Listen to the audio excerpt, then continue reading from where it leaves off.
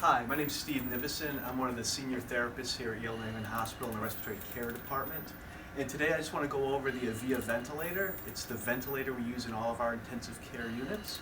Coming up, things I'm going to talk about are the modes of ventilation, the different settings on the ventilator, the battery capability of the ventilator, some of the mechanics of it, and the alarms on the ventilator, and how to respond to them and what action to take. Things I say about this ventilator will also carry through to other ventilators you might see in the near future. All ventilators work on the same principle and have the same settings, so what I talk about today on the Avia ventilator would be applicable for any mechanical ventilator that we're using. So the Avia ventilator we've been using here for about 15 years. It's originally a neonatal ventilator that was retrofitted to do adult ventilation, and we find that it works very well with all our patient populations. The ventilator itself, the on-off switch, I think is important to know where it is. So the back of the ventilator is located in the back behind a cover, in case you ever need to shut the ventilator off for any reason, that's where it is. The ventilator needs to be hooked up to high pressure oxygen to deliver oxygen. It could also be hooked up to an oxygen tank to deliver oxygen. If you have compressed air available, we have them hooked up to compressed air. It does not need to be hooked up to compressed air, however, to function. Briefly, the battery capability of this ventilator, the ones that we own have two batteries in them, an internal battery and an external battery, which gives us a total battery time of approximately 2 hours. So while that's good for emergency preparedness, it's also good because we can use this ventilator to transport critically ill patients from one area to another. So the vent is very transportable, and if we have a problem with the power, we have 2 hours to figure out what to do. So the circuit we're going to be using for the most part is a heated circuit. The heater is down here. Heats the gas, the inspired gas, up to body temperature, and it saturates it with 100% relative humidity to keep the lungs moist and keep the patient from the lungs from drying out and keeping the secretions from drying out. It's a heated wire circuit, so it really should not get any condensation or anything in it. If you touch it, it will feel warm, and it should feel warm. The ventilator itself, this is the main screen on the ventilator. The ventilator has about 6 different screens. This is the main screen. If it's ever not on the main screen and you want to go back to this main screen, touch the soft key up in the top left-hand corner as you look at it. It says main, and it will take you back to the main screen. On the main screen, top left corner as you look at it, it has what mode we're in. And currently we're in the mode that we use most often here at Yale New Haven Hospital, is volume control, assist control. In volume control, assist control, we are delivering a set volume with each breath. And every breath will get that volume, whether it's triggered by the patient or whether it's generated by the ventilator. The bottom row here, we have our primary settings. You can see we have a set rate of 16, set tidal volume of 500 cc's, and they list that in liters, so 500 milliliters would be 0.5 liters. We have our FiO2, which I have set to room air right now. And we have our PEEP setting. Now to go over the settings very briefly, when you have someone on a mechanical ventilator, you're taking over 2 life functions, or assisting with 2 life functions. One is ventilation and one is oxygenation. Ventilation is the act of air going in and out of the lungs, and that has to do with CO2 removal. So if you have someone on a ventilator, the primary controls of how much air goes in and out of the lungs would be your respiratory rate and your tidal volume. So how fast you breathe and how big the breath is. If you think of it like when you exercise, you produce more CO2, and how do you blow off that CO2? How do you maintain your CO2 at a normal level? You breathe faster, you breathe deeper. So what you're going to see with our patients, we're going to be drawing blood gases to check their CO2. If it's out of a normal range, we're going to make an adjustment on the ventilator to get it back into normal range. If the CO2 is too high, we're either going to increase the rate to breathe faster, or we're going to increase the tidal volume to take larger breaths. That being said, we typically set the tidal volume according to the patient's ideal body weight. And it's usually 6 to 8 cc's per kilo of ideal body weight. So what you'll find is we'll set the tidal volume according to the size of the patient, and we typically will adjust the respiratory rate up and down to deliver the proper amount of ventilation for the patient. So again, ventilation is your rate and your tidal volume. Now for oxygenation, the other two primary controls would be your FiO2, which is how much oxygen we're delivering to the patient. Room air is 21%. All our ventilators can deliver clearly up to 100% oxygen. So the more oxygen we give, the more oxygen the patient might receive and get into their blood. This other setting, PEEP, has to do with oxygenation as well. PEEP stands for positive end expiratory pressure. And it's just like it sounds like, if you think about it. At the end of exhalation, there's still a positive pressure left in the lungs. And that positive pressure basically leaves a volume of gas in the lungs on exhalation. That volume of gas helps to keep more of the lung distended. And the more of the alveoli you have distended, recruited as they call it, the larger the surface area that exists for gas exchange. So if you have a patient who has an oxygenation issue, clearly one thing we can do is give them more oxygen, but the other thing you might see is we'll go up on the PEEP, or positive end expiratory pressure, to try to recruit more lung to participate in gas exchange. The range of PEEPs that you'll see is somewhere, we always start everybody on 5 of PEEP, and might see PEEPs up to 20 or 22. So your primary settings are rate and tidal volume, which covers your ventilation, and PEEP and FiO2, which controls oxygenation. The other settings you'll see here are just some how fast the gas flows into the patient. The sensitivity of triggering is how sensitive the ventilator is to the patient, and these are things the therapist will adjust to try to make the patient-ventilator interaction as comfortable as possible.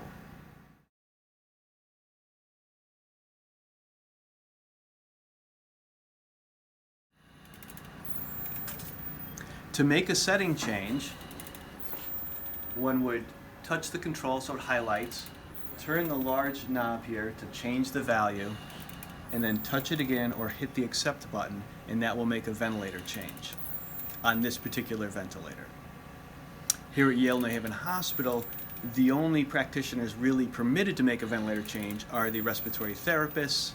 So just, if there's a change in order or change in settings, make sure we communicate together so we get that change made in a timely manner. Also found on the main screen, on the sidebar here, there's 5 parameters that we can display in real time. These are patient measured parameters, so this is what's actually going on with the patient. The ventilator tracks 40 different data points in real time, and you can set the display on the front to any 5 that you would like to see. Typically for our adult patients, we set it up with the rate, so that's the total respiratory rate that the patient is breathing. The exhale tidal volume, that's how much gas is coming out of the patient. The minute volume, that's how much volume the patient's breathed over the past minute. The peak airway pressure, that's how much pressure is needed to deliver that tidal volume. And I have that set for leak, but typically we set this for mean airway pressure, which is the average airway pressure throughout the whole respiratory cycle. Again, this is user configurable, and you might see my therapist set different parameters depending on what's going on with the patient. The waveforms that you see going across the screen give a graphic representation of what's going on inside the ventilator circuit. The top one is pressure versus time. So as you can see, as the breath is delivered, the pressure increases. It's denoted on here as you can see the red is on inhalation and the blue is exhalation.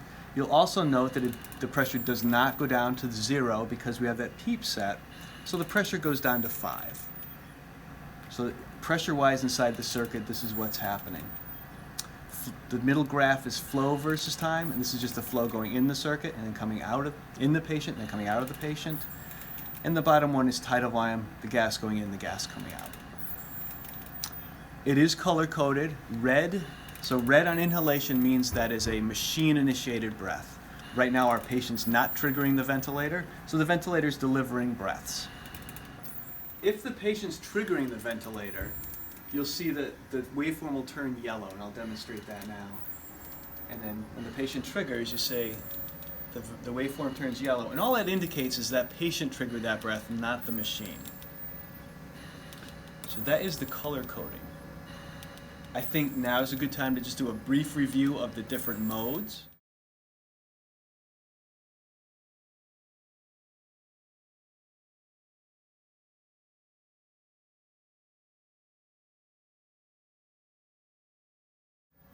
This is assist control.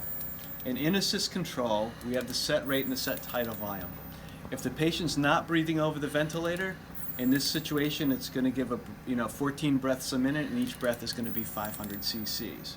However, if the patient needs to breathe more, all they need to do is initiate a breath, and the machine will give them the set tidal volume, like this.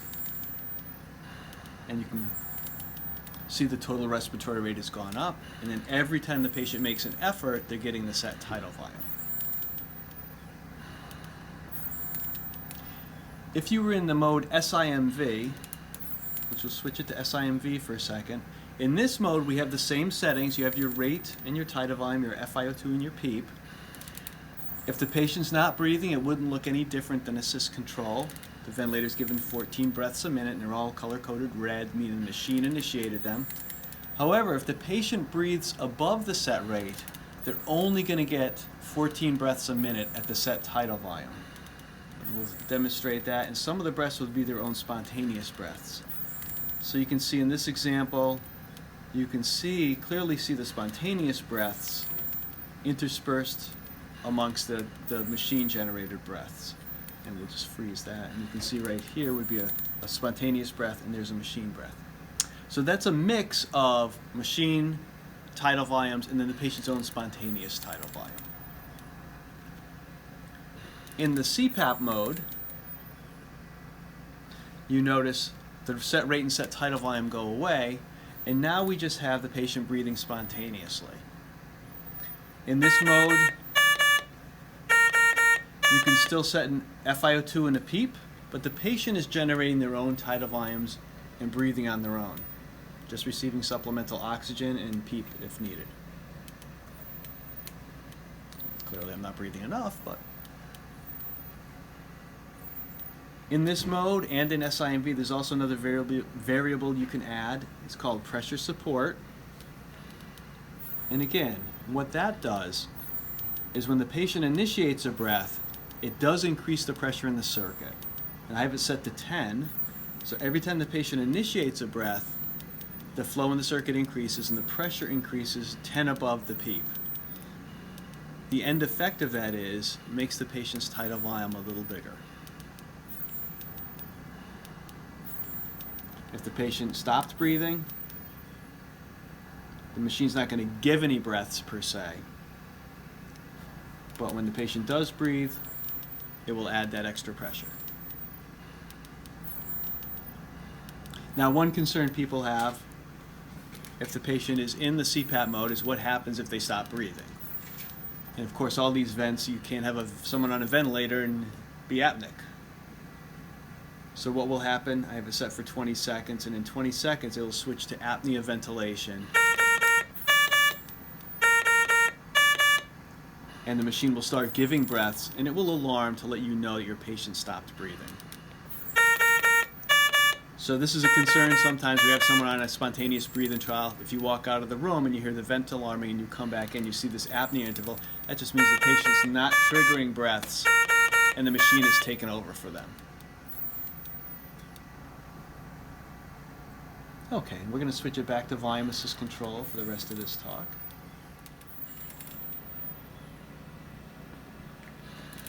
Okay, next I'd like to talk about the alarms. This ventilator has a 3-tiered alarm system, but interestingly enough, everything's a high priority alarm, or it seems like everything's a high priority alarm on this ventilator. When you have a high priority alarm sounding, it sounds like this. So you get the audible tone repeating itself, you get a flashing red light at the top, You get the message window, the alarm message window, telling you exactly what alarms are sounding. When the alarm condition resolves, in this case I just disconnected the circuit. When I reconnect it, the audible should stop. The red light stops flashing. The alarm message window turns yellow, and it keeps a list of the alarms up there that had just sounded. Okay, and this can be accessed by hitting that triangle, and this every alarm that had just sounded. If you realize what happened and then reconnected the patient, you can clear those alarms by hitting the alarm reset soft key. If the vent's alarming and you're not sure about it, obviously do not clear any alarms and contact your respiratory therapist. The alarms this ventilator has many alarms. There's only a few that we can set. Here's a list of the alarms that can be set. You have a high respiratory rate alarm, so if the respiratory rate goes above a set level, you can have that sound.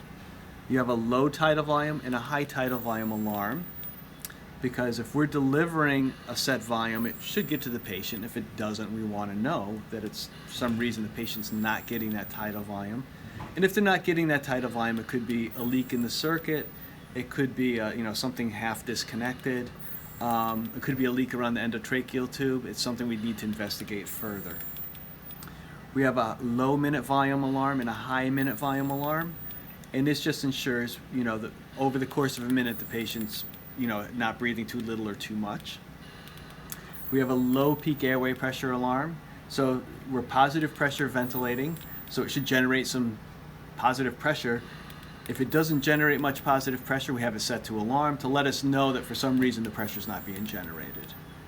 It could be a leak in the circuit. It could be a leak around the endotracheal tube. It could also be we don't have the flow set high enough and the patient is more awake and they're having a higher flow demand. Could be a lot of things that we would need to look into. The alarm that you're probably most familiar with would be the high pressure alarm. And not only is that an alarm, but it also will stop the breath cycling at that pressure. You're going to encounter this alarm most often when a patient coughs because they have secretions in their endotracheal tube, or they're trying to talk to you, or they bite the endotracheal tube, something to cause an obstruction. And what will happen is you get the high peak airway pressure alarm, and the ventilator won't raise the pressure above what we have set here. So not only gives you an alarm, but it's also lung protective. In that situation, you would check for any mechanical obstructions of the ET tube. Most commonly, the patient needs to be suctioned. If you do the patient suctioning and that doesn't take care of it, you would need to investigate further. We have a low PEEP alarm. If the PEEP level drops, it will let us know, which this vent is very good at holding PEEP, so if it were to drop, that usually means there's a leak in the circuit somewhere. And then there's our apnea alarm to let us know if we have the patient breathing spontaneously and they go apneic for 20 seconds, it would start to ventilate. This ventilator also has medium and low priority alarms, and I'll just demonstrate what those sound like. You might never hear them though. I believe that's a low priority alarm. There's only like 3 of those, so it stays lit yellow up here and leaves the message up here what's alarming. And then a medium priority alarm would sound like this. It gives 3 beeps every 20 seconds and the yellow light flashes up here. And again, my therapists are going to individualize the alarms for the patient in hopes that we would not have any non-actionable alarms sounding, that only be alarms that are actionable and something you could do. Okay, let's clear those alarms. Now the alarm silence key, if you hit that, it does silence the alarms for 2 minutes. You noticed when the alarms were sounding, it gave you a message up in the window of what alarm was sounding. It's important that when the vent's alarming, that you know why it's alarming. It will tell you up in the corner. A lot of times people will assume that it's a high pressure alarm and just hit the alarm silence. They might see the patient coughing, or you're turning the patient or something like that. And it would be natural to have a high pressure alarm, but always look to see what it says. If the circuit were to become disconnected and you hit the alarm silence, you would silence the alarms and your circuit could be disconnected and your patient would not be ventilated. You might not realize that. So always read the alarm message window so you understand what alarm is sounding. If you're going to leave the room after silencing the alarms, say you silence the alarms, you suction your patient, everything's fine, you hit that key again and it will reset the alarms so they're active. You should always do that before. You should never leave the room with the alarms silenced. If you have a situation where the ventilator's alarming and you're not sure why it's alarming, the natural reaction, the answer I get most often when asked what would you do is they call respiratory. That should be the second thing that you do. The first thing, you need to make sure your patient's being ventilated. So if you don't think the ventilator's working, and again, what I always tell my therapists, assess the patient, listen to breath sounds, look at your end-tidal CO2, look at your pulse ox. But if you are not sure your patient's being ventilated, you need to grab the ambu bag that's going to be on the wall right behind your patient, hooked up to the flow meter, oxygen running, remove them from the ventilator and manually ventilate the patient, and then you call us. Okay? If you don't understand why it's alarming, call us. These vents have very sensitive alarms. It's usually alarming for a reason. When you manually ventilate the patient, you can tell two things really fast. If it's easy to ventilate the patient and they have good breath sounds, and I would recommend even leaving the end-tidal CO2 adapter in line so you can see your end-tidal CO2 wave. If they're easy to bag, then you know it's not a problem with the patient, it's a problem with the ventilator. If you take them off the ventilator and they're difficult to manually ventilate, then you know it's a problem with the patient. So it can tell you a lot of information real fast. So don't forget that you have these ambu bags in case you are unsure whether your patient's being ventilated. Some other controls on the ventilator that you have access to are these controls down here, the increase O2 and the suction key. Now if you hit the increase O2 or the suction key, both of them will increase your FiO2 to 100% for 2 minutes. It won't change the setting on the front, but it will increase the oxygen delivered to the patient to 100%, as long as that green light is lit. If you press it again, it will go back to what it's preset at. The suction key will also increase the oxygen, but will also silence your alarms as well. So if you need to pre-oxygenate your patient before suctioning, you can hit the suction key. If your patient's desatting for some reason, and they need more oxygen, and they need to be assessed further, but oxygenation is extremely important, you can hit the increase O2, they'll give the patient 100% oxygen, and then we can assess the patient further. And that's it. Good luck, and thank you.